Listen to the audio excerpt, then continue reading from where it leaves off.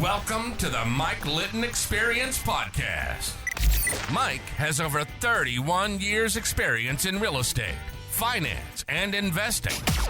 He's passionate about being a father, a teacher, a realtor, an investor, and a leader. Everyone has a story, and our passion is to help them tell it. And now, introducing the host of the Mike Litton Experience, Mike Litton. So what can you expect from the Mike Litton Experience? You can expect stories that will inspire, motivate, advice that will sharpen your focus, and expert information on real estate, finance, and market conditions. Trevor Bauer, thank you so much for being our guest on the Mike Litton Experience. I'm super excited about our time together, and I cannot thank you enough for being here. Like we talked about before we hit record, everybody has a story, and our passion is to help them tell it because we know that your story, people are going to connect with, and it's going to inspire and motivate them to do things they've been putting off. And that's what we're all about, is inspiring and motivating. Okay. So with your permission, we're going to start with where you were born and go all the way up to today. Okay. Sounds great. Cool. So where were you born? Harrisburg, Pennsylvania. Okay. Did you grow up in Harrisburg? Yep, I'm still here right around Harrisburg, PA. My entire family is in Middletown. So you're there now? Yep. Mm-hmm. Oh, awesome. Okay. So what was your favorite thing about growing up in Harrisburg? I think in Harrisburg, or the area around Harrisburg, it's more suburban. So you have, in a lot of ways, like that slower pace, but more of a up and coming area, I would say, where you have a lot of the amenities, and you don't feel like you're really lacking in anything except maybe entertainment if you're that kind of person. But for having a family, it's a great area to be in. So is Harrisburg near a major city? Harrisburg is in between Pittsburgh and Philly. It's almost right in the central of Pennsylvania. So you can go a couple hours east or west or south to Baltimore, north to New York City. And, you can get to a lot of different areas. There's a lot of airports, a lot of highways that are coming through Harrisburg. Yeah. So it's a nice kind of central hub, but still very, rural. You know where King of Prussia, Pennsylvania is? Mm-hmm. Yeah. So my dad used to work for a company called Mako Auto Painting and Body Works, and their world headquarters were in King of Prussia. Okay, awesome. So that's my only Pennsylvania connection, other than I've got a buddy that works at CBRE in Pittsburgh. Yeah, that's much more like Philly, New Jersey kind of feel. Like Central PA is a little bit like slower than that, and lower cost of living and everything. Yeah, more so. Yeah. Gotcha. Yeah.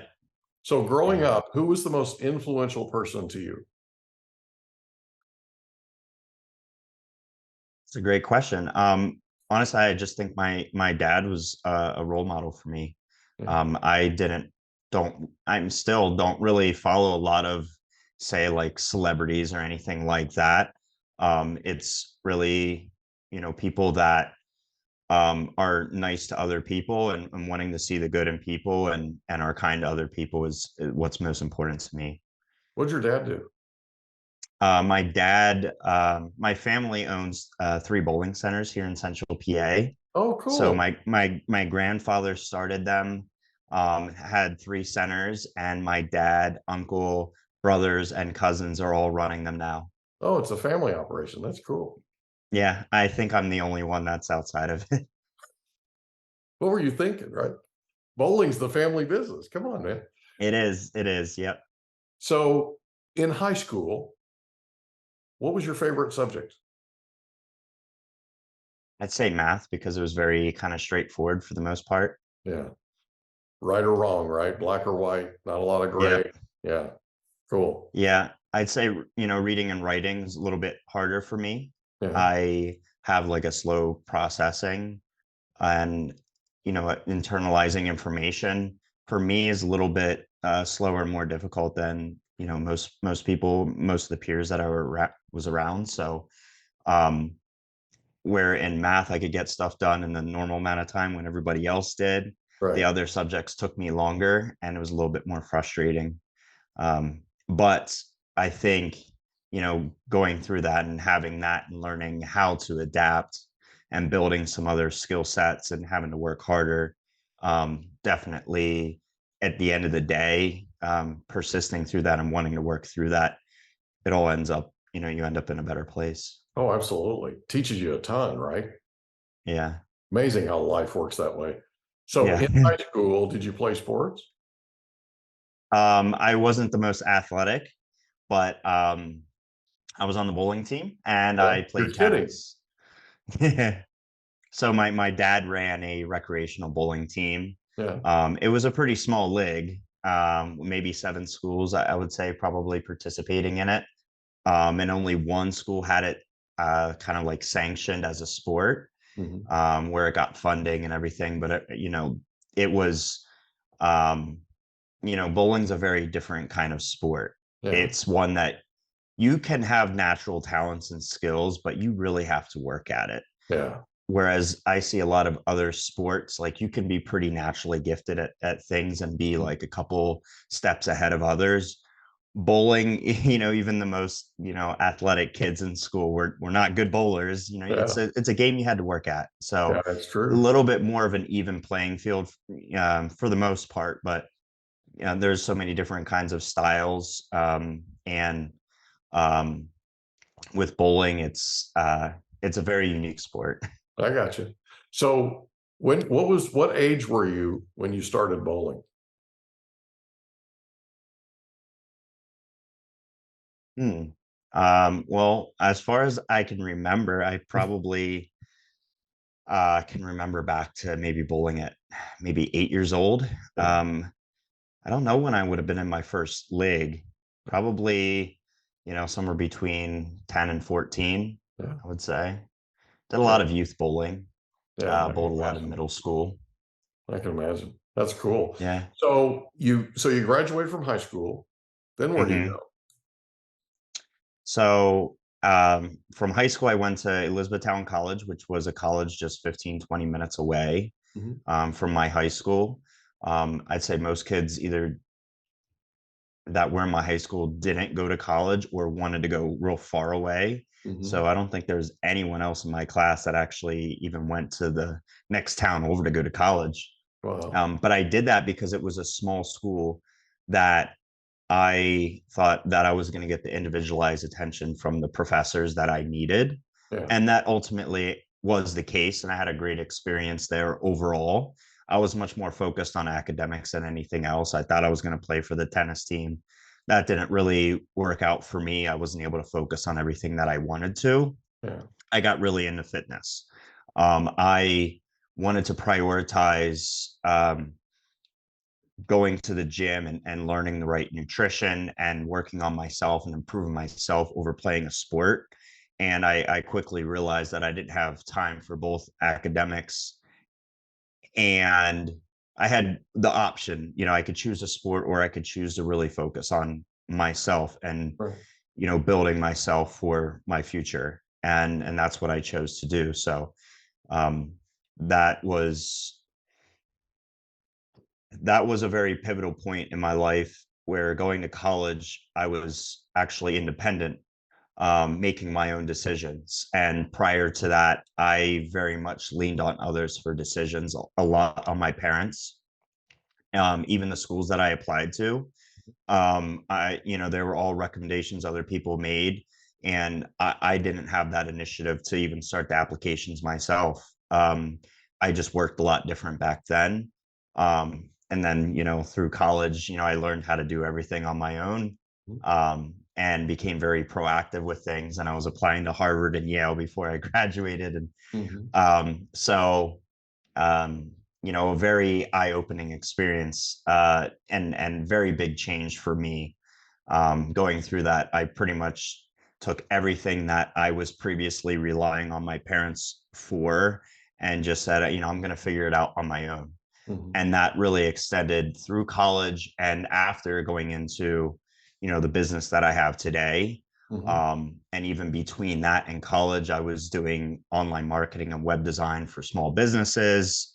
And, really I had the mindset that, I can do anything that I put my mind to. Yeah. So you learned that from your parents, right? Honestly, I don't know where I learned that. It's okay. It's okay. Yeah. That's why we ask. Yeah. I mean, So, that's a great question. I think part of me growing up and being in solitude a lot really had me thinking about, what do I want for my future and who do I want to be? And, how do I become that? And everything feels like it took so long to get there. And from a social standpoint, an academic standpoint, fitness standpoint, everything seemed to take me longer than it took other people. But I think at the same time, that made me go about things a lot more, I'd say, strategically, or I had to be much more mindful about how I was doing things. yeah. And then at the end of the day, I'm also more appreciative of how far I've come. Right. And now where I am today, being, I'm 31 years old, I've accomplished a lot of the things that I've wanted to accomplish. I think I'm on track with who I wanted to be and what I wanted to do. Now I have new goals, but it helps me really to be able to look back and say, my mindset hasn't changed in the fact that I need to focus on how far I've come versus how far I have to go. And Right. I think that really carries into my fitness journey a lot. It's easy to get discouraged when you feel like you have so far to go and, it's hard to get there. But now having seen, if you just take it one step at a time, one day at a time, one task at a time, you eventually will get there. Yeah. And it won't be in a straight line. You'll make a lot of mistakes and, you might have some regrets, but you have to look at those regrets as learning moments Yeah. I agree and with just that. keep moving forward, knowing that you're on the right track. Yeah, I agree with that. So let me ask you a question. In college, what was your major? I majored in, well, so Elizabethtown College had business Mhm. management, Mhm. and then underneath you could have your concentrations. Okay. So I concentrated in marketing and entrepreneurship, and then I minored in information systems. Okay. So I Cool. wanted to have a little bit more of that technical side. Yeah. So that was, I thought I was going to go a little bit of a different direction and Yeah. have more of a specialized kind of business academic background. Mhm. But I'm very much a generalist in the fact that I'm doing everything for my business. So very different from that, being very specialized in like, a department in a very large company to where I'm pretty much wearing every hat. Right. So a question for you. In college, you mentioned that you started focusing on fitness. Hmm. What triggered that? I wasn't happy with the way that I looked. Okay. I didn't have the confidence that I wanted to have. And I was determined to change all of that. Was there a moment though? Was there anything that happened that all of a sudden you just kind of went, you know what? I'm going to tackle this and I'm going to anything like that? Was there a flashpoint? Really, I think because I didn't have the independence in high school, Mhm. I knew that I wanted to change the way that I looked. I wanted to work out. I wanted to learn how to eat well, but I wasn't given those opportunities weren't just presented to me. I would Mhm. have had to ask for them, and I was too shy to ask for that and Okay. say, I was self-conscious and I didn't want other people to know that. Mhm. So, even when I started working out and I, found a place to, buy equipment, store equipment, and go to my dad and ask him like, can I put equipment over here? It was a hard conversation for me to have, Mhm. because I didn't want to show that side of me that I want to get into this and I want to do this, and I didn't know how it was going to be taken. Mhm. I didn't grow up with a lot of guidance on how to eat well and work out, and my brothers were just very naturally athletic. Mhm. I wasn't. I wanted to look athletic, Right. even though I wasn't athletic. Right. Everybody wants So to look athletic, right? that's where I am today. I'm like, well, as Yeah. long as I look like I'm strong and I'm fit, Yeah. that's enough for me. I don't actually have Yeah. to be able to lift anything. But at the end of the day, people are going to ask you to lift stuff for them. Oh, sure. Absolutely. You think So people it pick me up with backfires. one hand and my Buick with the other, right? Come on, big boy. Can you help me move? Right. That's got to be the number one, right? Double-edged sword right there. So in college, so it sounds like for a long time, you really wanted to be more fit. You wanted to focus on your diet. You wanted to focus on your, your lifting, your working out, all that kind of thing. And you didn't up until a point. What point did you get to where you just absolutely made the decision and it was time to go? And the reason I'm asking this is Yeah. is selfishly, okay? Because there are people that are going to listen to this podcast and they've always wanted to look athletic. They've always wanted to be in better shape. They've always wanted, right? And I'm living proof of it, okay? I got to be over 400 pounds at one point. Okay. I had a 50-inch waist, 50. I had a 50-inch waist. I've lost 162 pounds and I'm down to a 34-inch waist. It's But awesome. I had to get to a place where there was a point, there was a flashpoint, and it was a conversation that I had with a dad of my son's my son's current best friend. Okay. We're watching a basketball game together, and he tells me a story of a guy that died on a racquetball court that morning. And he watched him being resuscitated. And he said to me, he said, I've got good news. If you drop dead tonight, I can do CPR on you. I watched a guy die this morning and he was brought back to life.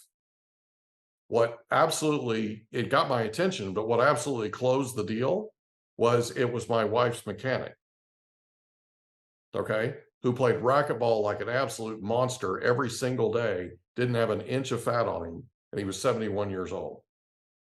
By the way, he's still alive and kicking today, and he's an amazing guy, okay? But I walked out of that gymnasium after he said that to me. I had made a decision. I had wanted to get in shape. I had wanted to lose weight. I kept telling myself that I needed to, and I kept putting it off, right? Does this sound familiar? And then that night, I made a decision. And not long after that, it took a couple of years, but I lost 104 pounds. Okay. And I did it because I was intentional, but I was intentional because of that flashpoint. Does that make sense? Yeah. It sort of was the straw that broke the camel's back, I guess, if you want to call it that. So it was one of those things where it happened. And to this day, it feels like it was yesterday, right? This was a long time ago, but it feels like it was yesterday. And to this day, I remember how miserable I was, right? I hurt everywhere. I mean, everything hurt. You know what I mean? I wasn't sleeping well. I didn't feel well. I was overusing caffeine like there was no tomorrow. I mean, it was crazy. And the damage I was doing to my body was bad, right? There are people who are listening to this podcast that are hearing your story and they're wondering if there's a moment that just flipped a switch. Do you remember anything like that? For me, I like seeing progress. I like seeing improvement. I had a checklist of what I wanted in my life. And as soon as I had a car and I had my own money and I had a means to do it, I had no excuse not to. So you'd been People, wanting to do this, but basically had been held back. And now you had the means to do it and the availability to do it, right? And you were going to go do it. yeah, and I probably could have sooner had I been, you know, more open to the idea of, I can ask this person for help. I can, Right. But I didn't really know who to ask and how to go about that. Gotcha. And I just didn't. So I think, even if you have a different story, the relatability is, in a lot of cases, you just don't know what the next step is. Yeah.